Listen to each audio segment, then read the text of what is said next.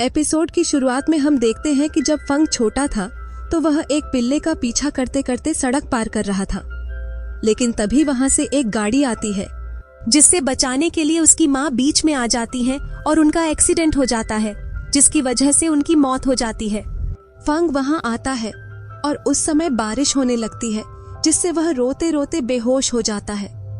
जब अगले दिन उसे होश आता है तो वह पूछता है कि माँ कहाँ है। सीधा उससे पूछता है कि क्या तुम्हें याद है कि कल रात क्या हुआ था, लेकिन वह मना कर देता है।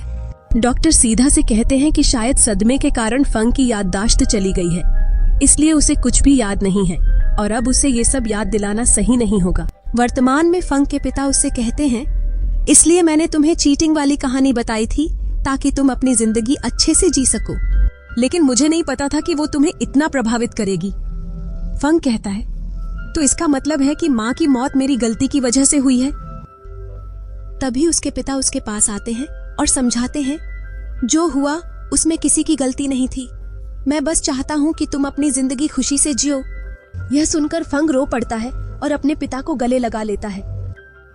अगले सीन में फंग और शाहू जी घर आते हैं, जहाँ फंग उसे थैंक यू बोलता है। शाहू जी कहती है, तुम्हारी मेमोरी लॉस की प्रॉब्लम ठीक हो या ना हो, लेकिन मैं हमेशा तुम्हारे साथ रहूंगी। यह सुनकर फंग खुश हो जाता है। फिर वह कहता है, मैं तुमसे बहुत प्यार करती हूँ। फंग हैरान होकर पूछता है, तुम सीरियस हो ना?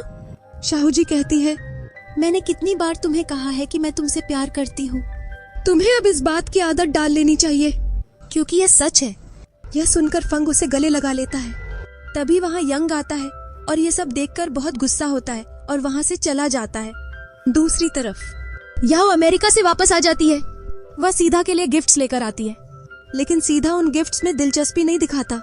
हालांकि जब वह नट्स देखता है तो कहता है, ये तो फंग को पसंद आएंगे। हाँ, याओ पूछती है, क्या तुम फंग से मिले थे?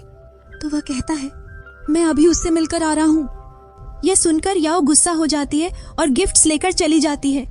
फिर वह काम को कॉल करके कहती है कि अगर फंग और सीधा मिलते रहेंगे तो उनका रिश्ता मजबूत हो जाएगा।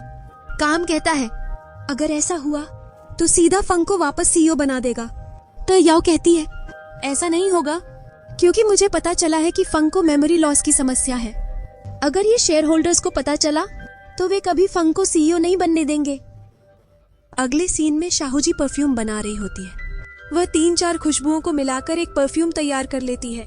जब फंग उस परफ्यूम को सूंघता है तो कहता है, ये वही परफ्यूम है जो हमने कुछ दिन पहले सूंघा था, जिससे फंग खुश हो जाता है। तभी वहाँ हान आता है, जो बहुत तनाव में होता है। फंग उससे पूछता है, क्या हुआ है? दूसरी तरफ याओ और काम एक मीटिंग का प्लान करते हैं जब बारिश होने वाली होती है। वे कुछ फीमेल क्लाइंट्स को भी बुलाते हैं और सोचते हैं कि बारिश आने पर फंग उनके नाम भूल जाएगा, लेकिन फंग बारिश देखकर समझ जाता है कि यह सब एक प्लान है। जब फंग मीटिंग में जाता है तो याओ कहती है, तुम्हें मुझे सभी क्लाइंट्स से इंट्रोड्यूस कराना चाहिए, क्योंकि मैं भी अब इस ऑफिस का हिस्सा हूँ। तभी वहाँ बारिश होने लगती है और फंग घबराने लगता है। याओ सबको बताती है कि फंग को मेमोरी लॉस की समस्या है और वह सभी फीमेल क्लाइंट्स के नाम नहीं ले पाएगा। यह सुनकर सभी क्लाइंट्स वहाँ से जाने लगती हैं, लेकिन तभी शाहू जी फंग का हाथ पकड़ती है और उसे रिलैक्स कराती है।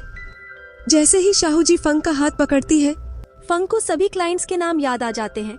फिर वह खड़ा होता है और याओ को उनसे इंट्रोड्यूस करवाता है, जिससे सभी इम्प्रेस हो जाते हैं और वह कहता है, मुझे कोई मेमोरी लॉस की समस्या नहीं है।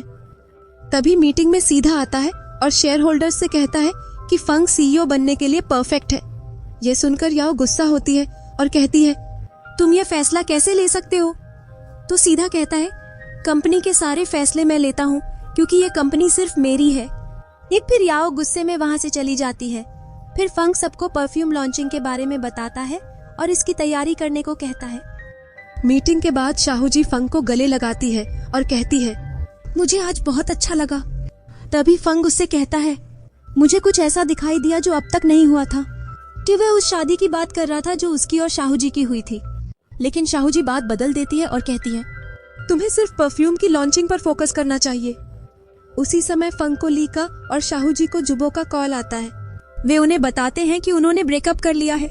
फिर फंग ली के पास जाता है और ली उससे कहता है, जुबो ने मेरे साथ अच्छा नहीं किया, उसने मेरा दिल तोड़ दिया। उसने मुझसे ब्रेकअप कर लिया है। मुझे लगता है कि मैं अब कभी भी ड्राइंग नहीं कर पाऊंगा। फंग उससे पूछता है क्या हुआ। फिर ली बताता है जब मैं जुबो के लिए ड्राइंग बना रहा था तब जुबो आर्ट गैलरी में आई और मुझसे कहती है कि अब हमें ब्रेकअप कर लेना चाहिए। मुझे ये अच्छा नहीं लगा, लेकिन जुबो कुछ कहे बिना वहां से चली गई और मेरी पेंटिंग मेरे हाथ से गिरकर टूट गई। दूसरी तरफ शहूजी और जुबो बातें कर रहे होते हैं। शहूजी कहती है कि तुमने ली को कुछ ज्यादा ही बुरे शब्द कह दिए। जुबो कहती है कि उसने ये सब इंटरनेट पे पढ़ा था कि अगर किसी के साथ ब्रेकअप करना हो तो उसे ये सब कहना चाहिए, लेकिन वह बहुत परेशान होती है।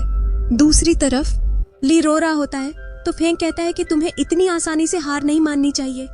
अगर तुम्हें सच में उससे प्यार है तो तुम्हें उसके पीछे जाना चाहिए और उसे मनाना चाहिए, तभी तुम्हें अपना सच्चा प्यार मिलेगा। यहाँ शहूजी उससे कहती है कि अगर तुम्हारा सिस्टम खराब हो गया है तो तुम्हें जियांग के पास जाना चाहिए, वह तुम्हें ठीक कर देगा। लेकिन वह मना कर देती है और बहुत गुस्सा होती है कि पता नहीं उसके सिस्टम में ये दिल बार बार क्यों आ रहा है। अगले सीन में परफ्यूम लॉन्च सेरेमनी होती है और फेंग सबको परफ्यूम के बारे में बताता है। फिर वहाँ एक रिपोर्टर उससे पूछती है कि आपने ये परफ्यूम एक नए परफ्यूमर से क्यों बनवाया जिसे कोई अनुभव ही नहीं था।